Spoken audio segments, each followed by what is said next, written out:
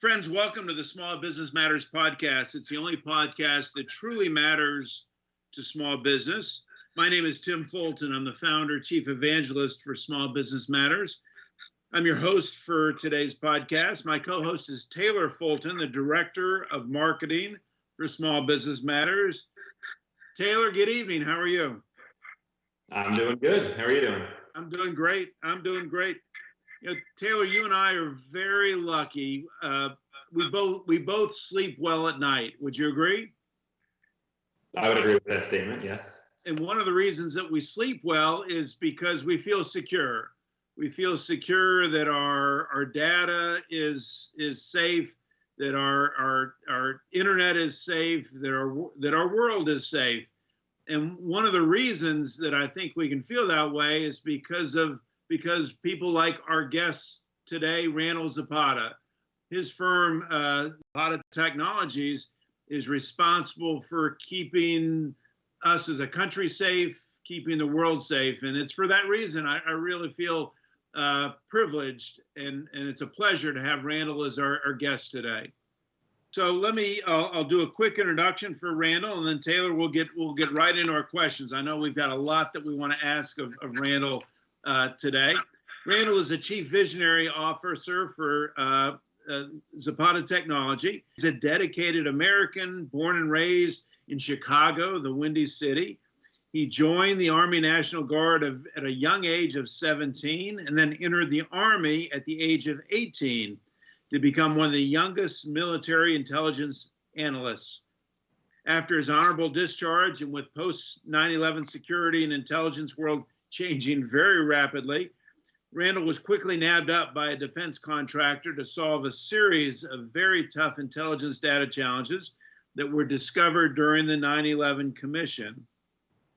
At again the young age of 23, he founded Zapata Technology in 2007 and has guided what has been a phenomenal success. And he continues to be an amazing serial entrepreneur, also founding Zapata AI, Zapata Estates, and Zapata University. So Randall is committed to a healthy work-life balance. He enjoys way too much time at Disney World, which we're going to explore that later on in the show, and also with his wife, Megan, and their two sons.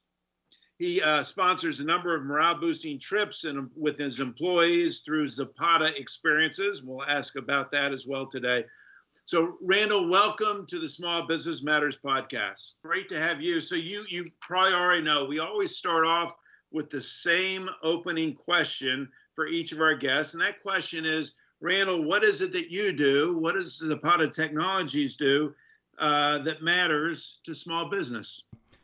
My main focus, what keeps me up and keeps me coming to work on a daily basis, is I focus on saving lives.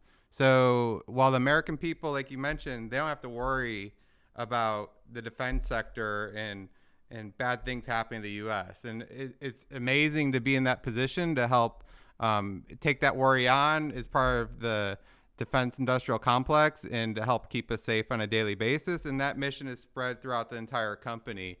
So we put a lot of work into that and really focus all of our efforts on doing just that, is just supporting our defense sector. And so I love it. And really by doing that, we're keeping small businesses safe, right? And that becomes really important. And also part of Vistage as well. And through Vistage, I'm able to help other small businesses with their tough challenges that they have through that great platform. So Randall, tell us a little bit more about what you and Zapata Technologies does to keep people safe. Get into the weeds a little bit for us. We have so many different customers. So I'm supporting the Army, for instance. So we're supporting the different sectors of the Army. So we're doing Army intelligence. We're supporting the Marine Corps, supporting NATO as well. So we're making sure that military has maps and we show blue forces, red forces, right? Good guys, bad guys. And so we make sure that if there's bad guy on the map for our side, that bad guy on our NATO partners map shows up the exact same way. And you know, we just really help solve these tough challenges for our customers that they have. It's a very complex environment. It gets more complex every day, and making sure our customers have the right data, the right tools, the right systems, that's really what we're doing and keeping us safe. So, Randall, you start off at a very young age with the Army National Guard. You then enlist with the Army, and then you leave the Army. You go to work for a defense contractor. How did Zapata Technology, how did it come about? How did it get started? I've always been an entrepreneur since a very young age. I started working extremely young, not because I had to, because I wanted to. I just love working. It's so, I don't look at it as work. It's play, right? It's enjoyable coming to what I do. And when I worked for a small business about 2.5 years, and I really learned what not to do in some cases. And part of that was I felt like a number. And that was very challenging to me, being an employee number 125, even seeing a like HR, memo to me of, pay change, it says employee 125 on there. And you felt like a number, and I didn't felt like I was being listened to, and I didn't feel like my peers were being listened to, not just me, right? And I think that's one thing unique about Zapata is the employees here don't feel like a number. And that's the biggest takeaway. That was my biggest challenge that I ran into with working for other organizations. So talk a little bit about your culture, Randall, and maybe what separates you from other companies out in the market, and what makes you different. We put so much time into our culture, a lot, but every single meeting we talk about people, how can we better listen to our employees? How can we better take care of the employees? We try to do as much as we can. And a lot of the ideas just comes from asking the employees, what are you trying to do in life? Not just work wise, but, personally, what are you trying to do? How can we help you with that? By doing that and listening, we were able to put some things in place. So for instance, we do Zapata experiences, and within Zapata experiences, we'll go out to like soccer games. So we'll go Atlanta United, rent out a booth, big section, a suite. They have 30 people there, have a big gathering. Obviously with COVID, we're not doing that, but as things are starting to lift up, we'll start doing that again. Doing things where we're doing VIP tours at Disney. So it's not waiting in these long lines. It's going ride to ride to ride. We do all 4 parks at Disney in one day. So it's really impressive. A lot of walking, get, 25, 30,000 steps in. It's a lot of fun. As Tim mentioned, I'm a huge fan of Disney. I love what they do.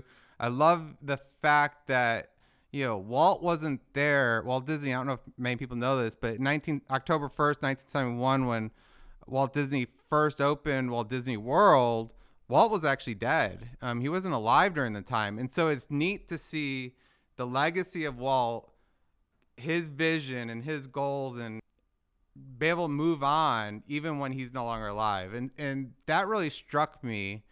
And I thought, how can we do that within Zapata Technology? Like, how can we improve our culture where we can somehow get marginally better to do like what Disney's doing? We'll never be as good as Disney. They aim super high, but to get to the next level. And so what we did is we put in Zapata University. We call it Zapata U. And at Zapata U, it's not, many people get confused. It's not teaching people how to do their jobs. That's not what we do. It's really doing one-on-one coaching. Okay, what are your challenges? What can we do to improve? How can we help, right? Hey, I'm having this personal issue, or hey, I'm having problems working because I'm dealing with, an uncle who's having mental health challenges. What can I be doing to improve? It's also things like leadership and conflict resolution. In the military, we have a lot of people in the military, as you can assume. They love to win. Very high egos. Those are the guys and women that get promoted, are the ones that love to win and excel. And with that, there's obviously conflict. And so how can we ensure that conflict is healthy with our employees and with our customers? And so doing things like conflict resolution and delegation, how you handle that, really focus with that in Zapata U. And so I think that some of the stuff I can keep going on and on. How long do we got, Tim? We're doing other fun things like discretionary time off. I know that's common within Silicon Valley, but it's not common in the government sector, and we're doing that. So there's no accrued leave. We have people that come to work for us, and they're like, "Hey, I can't come to work with you because I have a leave planned. I'm going to take a week off in 2 more weeks. And I'm like, so come work for us, go take your leave and come back and keep working. So, it's not a big deal because we don't accrue leave. So, take as much leave as you need. And as long as you're performing results and doing your job, take the leave. Thinking, comparing yourself and the company to Disney, aspiring to that level, that's a very high bar.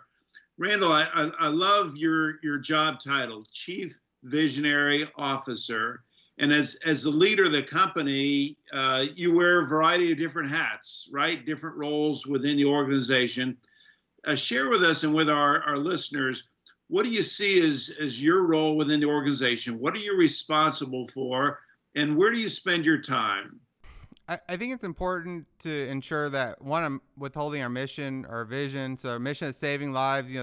I'm constantly pushing that, making sure I'm saying the vision as well. So as the Chief Visionary Officer, that's really setting the way ahead of the future and having optimistic as well. I think as being a CEO, one of the goals is to be optimistic about the future and set the way ahead for the future. And then also, like I talked about before, just controlling the culture, Tim. It's a lot of work. Like, being in the people business is very tough.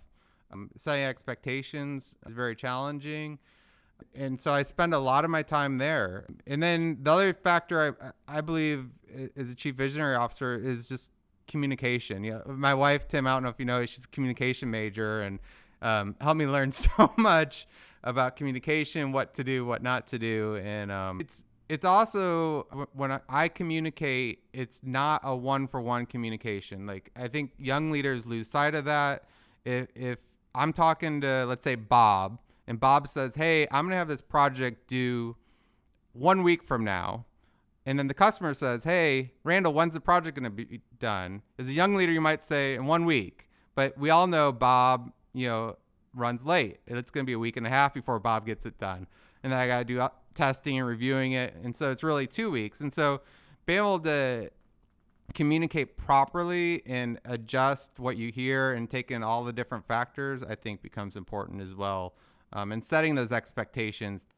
Randall, your target audience is a little bit different than many people we've had on this show. So I'm not sure how many guests we've had that work with the government as closely as you do. Tell me how that target market and that customer is different than maybe a generic customer or one that small businesses are accustomed to working with. So with Zapata Technology, we don't do any commercial work. We don't, it's all B2G. It's all with the government and it's all with the military. And the thing I love about it is I get to work with the world's best and greatest military out there. There's no one better than our military. And it's so fantastic to be with like the best military, bunch of winners, bunch of A players. It's fun, right? And the benefit of that is when we're working with the military, our goal is to give our adversaries an unfair advantage. We don't want, if anything's going on, we don't want them to have any type of advantage. And so we're basically doing anything we can to give them unfair advantage and really just crush them, right? And we're doing all that with ethics and complex rules that the U.S. has. And it's just fantastic how the U.S. is able to come together as a defense sector and just make things happen and really outperform our adversaries. And Randall, I want to talk a little bit about, this past year has been very difficult for many small businesses with COVID, with the pandemic. What impact has COVID had on your company, and what are you doing differently now as a result?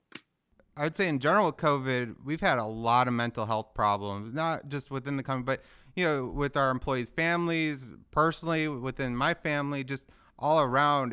It's really sad to see all the mental health challenges that we have to deal with.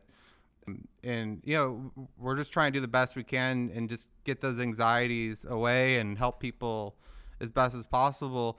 Tim, I think we just need a hug. So I don't know if we can just do a virtual hug or something, but, we all just need a hug sometimes. And I think not being able to get those hugs is, really torn us apart. But as far as COVID goes and things that we've done as well to change, we've really been able to adjust the company. So basically every single system within the company I've changed, adjusted, and improved. So we've changed all of our systems out due to COVID. We've just re-innovated, right? And I think it's important, Tim, I think you mentioned this before, at least at a minimum every 7 years, you have to reinvent the company. And so we're lucky enough to be stable throughout COVID, and we're able to take the time to re-innovate and improve the company overall during this time. And who would have thought that we're going to be sitting in a parking lot eating dinner, and we're going to be looking forward to doing that. And that was 2020 for you. It was fantastic. And so I think the big takeaway is, how can we continue to improve and innovate without a major pandemic like COVID having to do that? And I think that's going to be important as we go forward, is just continuing this accelerated innovation. I'm really looking forward to small businesses continuing to do this. Speaking of innovations, Randall, I was sharing this with you before we started recording, but you might have one of the coolest studios I've seen of anybody we've had. So tell me, what's the studio all about, and what's the purpose? I really want to get the message out of us saving lives, how we're doing that, and the impact, and how we can better help our soldiers out there. And so we figured the best way to do that is through video. And so we built this studio, this amazing studio. I got this from Lamb and Luther out in Atlanta. Amazing company in Atlanta made this, custom made, and another small business made this sign back here. So trying to support small businesses as well throughout the process, it was really important to me. But yeah, this is helping with our marketing and really getting our message out there. We use this studio to do podcasts, to do questions and answers that people have about Zapata Technology. Another thing we do in our culture is we actually do all hands meetings as well, and we shoot it out of here. And it's fun because we do our last one, we gave away PlayStation 5s, and we do some neat giveaways, and it's nice to just do Q&As with our team, and it's all ran out of here in Augusta, Georgia, and it's just a fun environment to be in. So, Randall, you mentioned earlier Vistage. Vistage is a CEO peer group organization. You and I first got connected through Vistage. Talk about you've been now a Vistage member. I'm guessing we're coming on 10 years, plus or minus.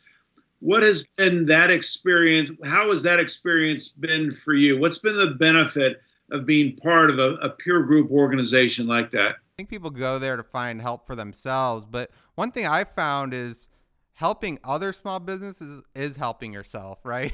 And so I actually get more enjoyment, and I think I learn more by helping other small businesses within Vistage, and just outside of Vistage too. It really helps you understand the struggles that other small businesses go through. And Vistage is set up where basically there's all these different industries. Like every member in the group is basically from a different industry. And so it's neat how I'm taking advice from someone in a completely different industry that knows nothing about my business, and it's completely helpful. Like, it's just amazing. I never would have thought, like, hey, you're having this issue, go talk to this locksmith guy, or like, it's very interesting how that comes to play, and how everybody has their strengths and weaknesses. You got to be super optimistic, I guess a little bit crazy somewhere in there. And because of that, you're a unicorn. And Vistage is awesome because you find a whole bunch of other unicorns like yourself, and people that can relate to, people that understand your struggles and your problems that you're going through, and just relate. Like, if I talk to my friends that I grew up in high school, or other people who are non-entrepreneurs, they just don't get it, right? And Vistage is really where you find some really great friendships of people that relate.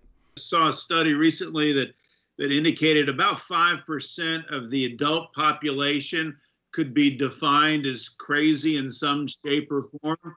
And for small business owners, it's 15%. And I think that says something by itself. Tim, too, just to add to that, I think that Vistage, just the one-on-one coaching, to me, that is just amazing to have someone to bounce ideas off, your crazy ideas. Like, hey, I'm thinking about flipping the entire company upside down and doing something completely different.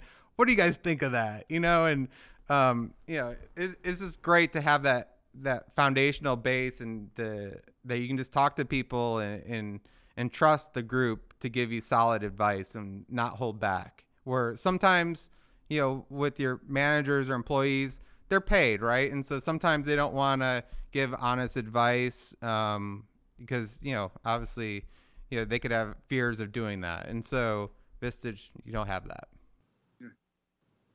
Randall, staying on the theme of learning and growth, is there a mistake that you've made in your small business career that has really turned out to be a good thing or led you in a direction that has driven growth? One of the problems with us visionaries, we can see things typically in the future or like see things potentially coming, but sometimes they're too soon. And I know Tim knows this with, Zapata AI and the AI initiatives. We started that 3.5 years ago, and the military sector has been much slower than anticipated. But now we're lucky enough and we're seeing the fruits of our labor pan out, and the military is really getting to AI. But I would say that's one of the challenges that I have is I can see some stuff. Hey, we need to do this, we need to do that. But sometimes it's too soon, right? So it's like a mistake, but then that mistake turns into a good thing. And we saw the same thing with, a little bit with Zapata U as well. That was kind of like an accident. We kind of fell onto it and ended up starting doing it, and it turned out to be a really amazing thing. And so, hopefully one day Zapata Technology will be just like Disney and the happiest place on earth to go work at. Taylor, I've got one more question for Randall, and then I'll turn it over to you for our rapid fire questions. Randall, let's just assume that I'm thinking about starting my own small business and I come to you for advice. What would be one piece of advice that you would give to me as an aspiring entrepreneur? I think a lot of people who start small businesses think that you make a ton of money out there running a small business. And one of the things is you really have to have the passion, the love to do it. Very few companies are successful, and the ones that just make it, they're not making crazy amounts of money. And so you really need to be doing it outside of money, right? You need a strong mission, strong purpose, and a reason to be doing what you're doing. Because to be honest, I would say most people, you'll probably make more money just being off as an employee or a manager and less risk, right? You're not putting your life savings up. And so really considering, do you really want to be all in? Do you really want to work 60, 70 hours a week with less pay and more stress? Do you really want to do that? And if you're crazy like all the other entrepreneurs, and you'll say, of course I do. And what are you talking about? That's not a problem. And small business owners, here you go. So join the club. So are you all in? Are you all in? You got to be all in. Family all. You got to have family support too, Tim. That becomes important. Yeah.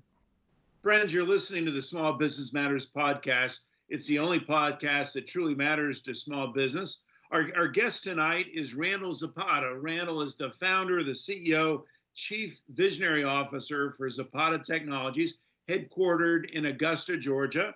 So, Taylor, this is always our favorite time of the podcast. It's rapid fire questions. Randall, Taylor's going to try very hard to stump you with some rather simple questions. I'm betting on you. Taylor, take it from here. All right. Well, speaking of Augusta, I think most people know it for the Masters, but give me one thing about Augusta we should know that is not related to golf. So, Augusta. So, Civil War. Augusta was not hit. I don't know if you guys know why. May have been over a woman. So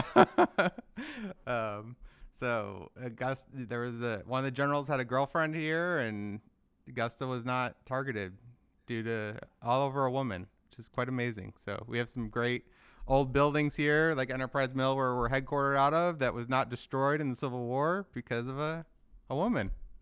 I've never heard that. We might have to save that for another podcast. All right, up next, rumor has it you like to skydive. So indoor skydiving or outdoor skydiving? Indoor skydiving. I'm afraid of heights. So I'm afraid of heights.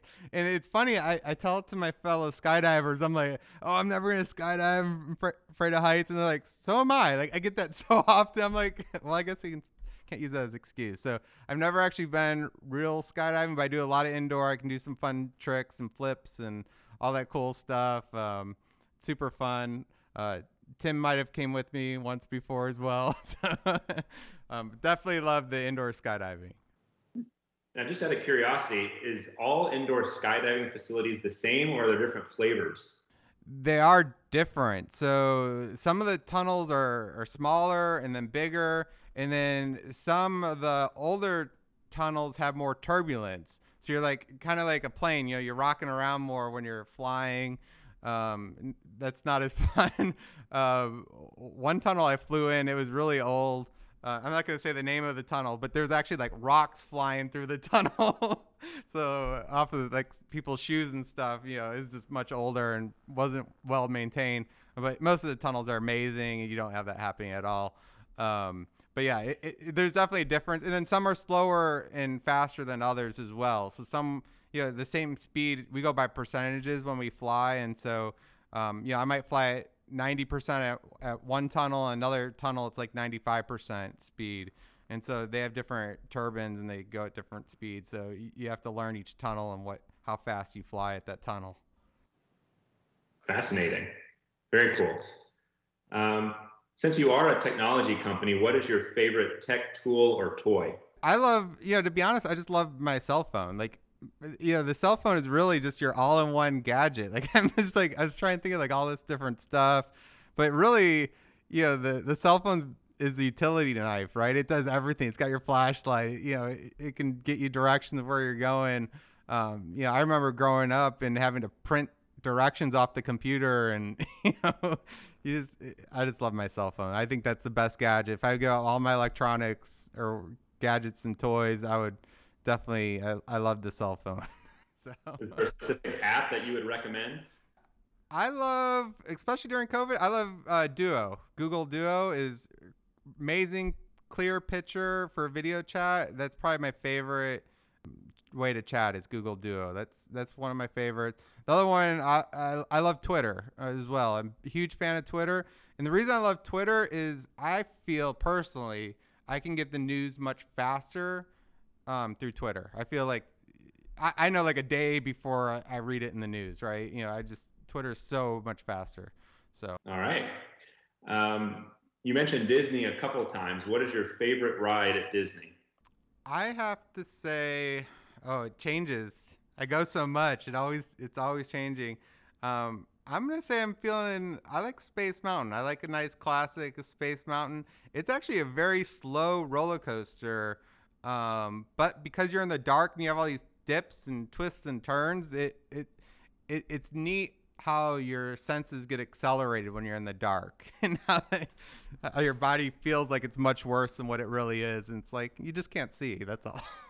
So I love the simplicity of having it's actually just a kid's ride, and it feels like much more than a kid's ride. Yeah, see, you say that, but fun fact, my dad forced me to go on Space Mountain. Space Mountain as a kid, and it traumatized me for years. And I didn't go on a roller coaster until I was like a teenager. Yeah. But now if you go on it and you realize, hey, you're really just doing these baby drops. You're not going, I think it goes, 29 miles an hour. Don't quote me on that, but it doesn't go that fast compared to these other roller coasters that you have. And it's really just, you just need to have your dad turn the lights on, give you like a big flashlight in the ride, and you'll see it's not bad at all. So this question has been gaining popularity lately, so maybe you've heard it on a recent podcast, but who plays Randall in the movie about Randall? Tom Hanks. I think that'd be amazing. Great choice. Great American actor. Great choice. Well, Taylor, I was keeping score, and I've got Randall 5 and Taylor 0. He stumped you on our rapid fire questions. Randall, nice job. So, Taylor, I've got a page full of notes from our time with Randall. In addition to all the other hats that he wears, he's also the chief culture officer, and maybe the most important role he has within his company. He talked about the importance of over communicating with his people. It's impossible to do that, impossible to over communicate, but I think that's an important role. He talked about the importance of setting expectations for each of his employees, setting the bar, making sure they understand what he and the company expects. He also talked about this past year with COVID. One of the big challenges with companies and with their employees are the mental health issues that we've all been facing in varying degrees, and how companies are working with their employees to address that. He also talked about the importance for companies to reinvent themselves on a regular basis, COVID or not, every 5 to 7 years, looking for ways to reinvent ourselves. He also talked about, being a part of a CEO peer group and the benefits as he's experienced of that, not only for himself, but for his company as well. So lots of great takeaways from our guest today. How about for you, Taylor? What did you find helpful? I think everything you listed was really important, both from our perspective and our listeners. But I really appreciated Randall's take on culture and all the different things that they're doing for their employees that they don't have to do, but they just strive to be a great company. Everything from Zapata excursions and experiences to unlimited PTO or discretionary PTO. So very cool and forward thinking. So Randall, I'm fairly certain that a number of our listeners will want to reach out and contact you. What's the easiest way for them to reach you? Yeah, go to zapatатechnology.com. That's the best way to reach out to us. My contact information, my manager's contact information is on there, and our job listings as well if you're interested to come and work for us. So it's ZAPATA and then technology.com. Great. Well, Randall, thank you for spending time with us this evening on the Small Business Matters podcast. It's been a pleasure having you with us, and I look forward to having you come back and visit again. Thank you, Tim. I appreciate it. And Tim, I did want to add, I had a comment for Taylor real quick as well. Taylor, I was thinking about this podcast, and me personally, if I had to choose something for I have 2 boys, an 8 and 10-year-old kids. If I had to choose one gift for them to do for me, would be what you're doing for Tim. Like, it's really amazing what you're doing for your dad and helping him, support him with this podcast and being fully supportive of what he's doing and helping him grow his business and his company and providing your great skill sets. I think it's amazing. I think it's the best gift that you give to Tim. So I definitely, I think that's amazing. So if you ever think to stop doing that, definitely don't. You're doing the best thing ever. So I think that's the best gift that you're doing for your dad. Thanks, Randall. Very kind to you. Much appreciated. I certainly enjoy it a lot and enjoy meeting everyone that my dad's worked with and connected with over the years. And you're now my favorite podcast guest. So thank you very much for that. You owe me $20. We'll certainly have him back again now. Thank you, Randall. Thanks. Appreciate it. Taylor, a couple of quick announcements before we sign off on our podcast. For any of our listeners that are not already receiving the Small Business Matters newsletter, it's a monthly newsletter. Just visit our website at smallbusinessmattersonline.com and you can subscribe to the newsletter. We have a new book that came out just in the last couple of months. It's called The Meeting. It's available on our website as well and also available on Amazon.com. Taylor, we're in the middle of the Small Business Matters Boot Camp. We're about halfway through the boot camp right now. It's going great.